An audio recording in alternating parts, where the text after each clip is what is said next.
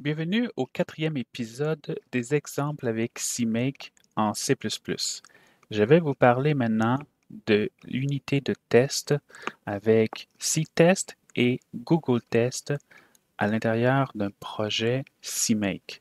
Alors, euh, pour ceux qui ne le savent pas, Google Test, vous pouvez l'installer sur votre système et puis vous pourrez utiliser une bibliothèque GTest dans vos applications CMake et ça va vous permettre d'exécuter des tests à l'intérieur d'un exécutable.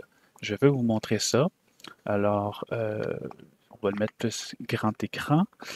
Ici, j'ai créé un projet Test Simple qui inclut une bibliothèque qu'on avait déjà inclus dans un autre projet, Mathlib, et j'ai créé ici un autre fichier main, mais que j'ai appelé plutôt test, qui sera utilisé. Donc, je vais vous le montrer. Et vous voyez que... euh, pourquoi ça l'a fait ça? Ah, ok, ça l'a inclus ça. Bon, c'est pas grave. Ici, vous voyez que j'ai rajouté des tests et j'ai défini en quelque sorte une espèce de catégorie, si je peux dire, et un nom propre là, pour chacun des tests. Par exemple, le premier test, je peux vérifier que quand je donne cette longueur, quand j'ai un vecteur avec ces composantes-là, que la longueur est égale à 5. Si c'est pas égal à 5, le test va échouer. Ici, on va faire une normalisation. Et ici, vous voyez que j'ai seulement une valeur dans la composante x. Donc, quand je normalise, je devrais avoir une longueur de 1. En fait, peu importe ce que je mets ici, il devrait toujours avoir une longueur de 1. Et puis ici, je vérifie avec la structure de rayon que, bon, on a telle valeur pour chacune des composantes du point qu'on cherche à telle distance.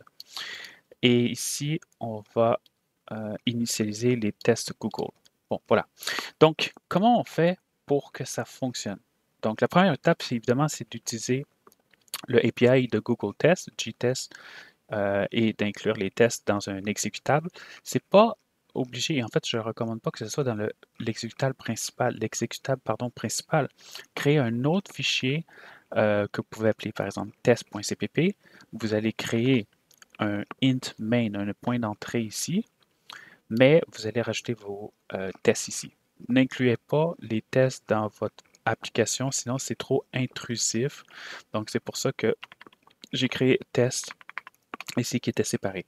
Donc là, je vais vous montrer, premièrement, ça c'est très important dans preset. OK? Parce que on a vu qu'on faisait la configuration et les builds avec des presets et je veux aussi qu'on fasse les tests avec un preset. Donc ici, c'est important. Et j'ai rajouté ici quelques options simplement pour que l'affichage s'affiche un petit peu plus court et qu'ici, on utilise deux jobs ou deux tasks, tâches par exemple, pour exécuter les tests. Mais vous pourriez les enlever, ça fonctionnerait quand même.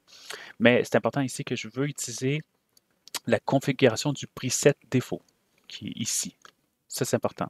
Si vous ne rajoutez pas ceci, les tests seront créés, mais ça sera difficile de les trouver. Ça ne va pas fonctionner aussi bien que si vous utilisez la commande pour faire les tests avec un preset que je vais vous montrer dans quelques minutes. D'accord?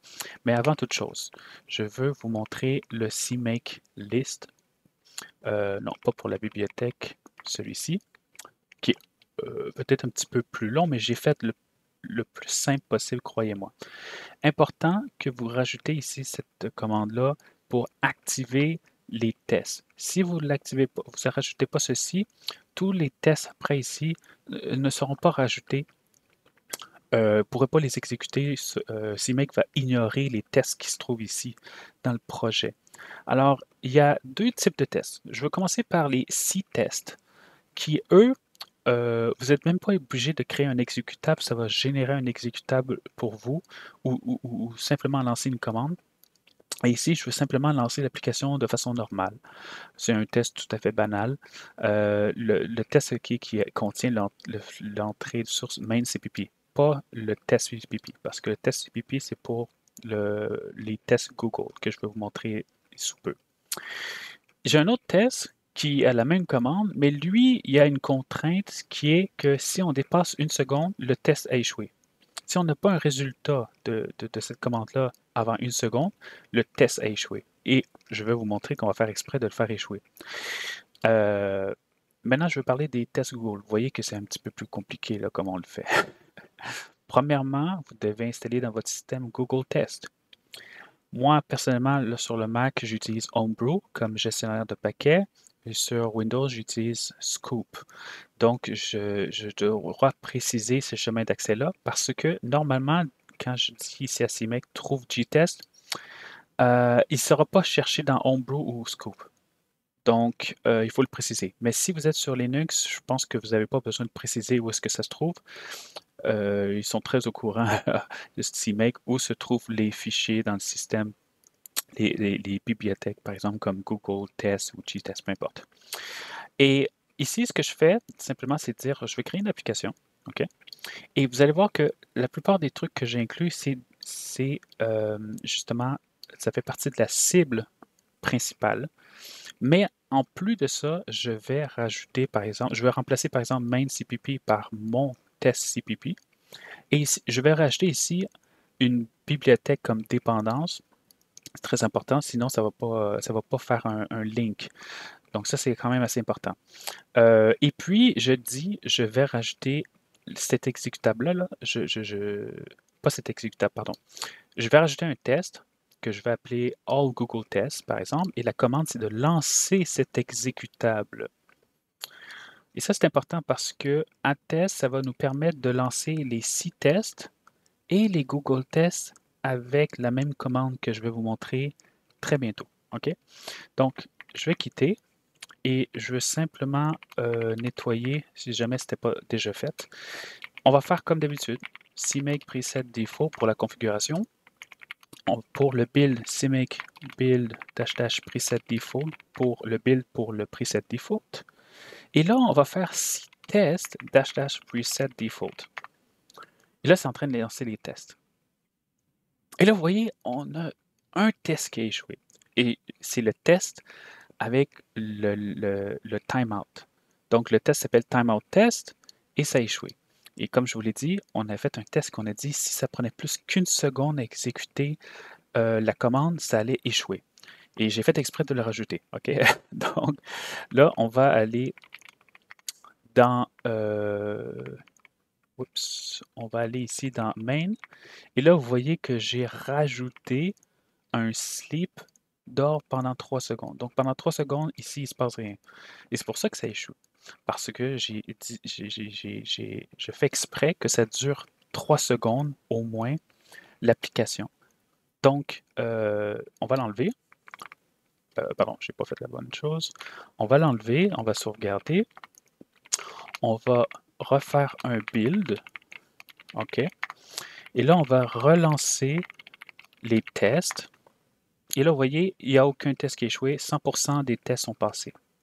Et là, si vous voulez savoir un peu plus comment ça s'est passé avec les tests Google, vous savez que c'est un exécutable. Donc, ce que je vais faire, c'est que je vais faire /build et puis j'ai appelé l'exécutable Google Test. Entrée. Et là, ici, ça vous dit c'est quoi les tests que ça a lancé. Et s'il y en avait qui auraient échoué, ici, vous feriez cette commande-là pour lancer l'exécutable et vous verriez c'est quoi plus en détail qui a échoué. D'accord? Donc, je sais que c'est quand même beaucoup, mais je vais vous dire une chose, c'est tellement important. Imaginez que vous avez quelqu'un qui a introduit un bug, ou bien qu'il y a une mise à jour d'un plugin ou peu importe une extension qui a créé un bug, vous voulez absolument le détecter. Et avec les tests, vous serez en mesure de le détecter. Non seulement ça permet de détecter des bugs, mais vous pouvez aussi faire des tests pour la vulnérabilité. S'assurer qu'il n'y ait pas de vulnérabilité, qu'il n'y ait pas des attaques contre votre logiciel. Donc ça, c'est très important. Et puis, c'est vraiment en termes de sécurité, je vous recommande là, de faire des tests. Vous ne verrez jamais une compagnie qui fait une application pour des véhicules qui ne font aucun test dans leur application. C'est pas possible. Ou pour un avion. Imaginez, ils ne font jamais de test. L'avion, il y a un crash dans la box. Et là, il n'y a plus personne qui peut commander l'avion. C'est pas possible. Il faut tester, tester, tester. Des milliers de tests s'il le faut. Alors ça, c'est une introduction, mais je pense que ça va vraiment vous aider à développer à chaque fois que vous ajouter des fonctionnalités, ajouter un plugin, vous devriez créer des tests. Et à chaque fois aussi qu'il y a par exemple un utilisateur qui rapporte un bug, vous devriez faire un ou plusieurs tests pour vous assurer que ça ne se reproduise pas à nouveau, ce bug-là. Alors, j'espère que vous avez appris quelque chose. Évidemment, c'est disponible sur lien dans la bio ou dans la description. Passez une bonne journée, guys, et puis on se dit à la prochaine.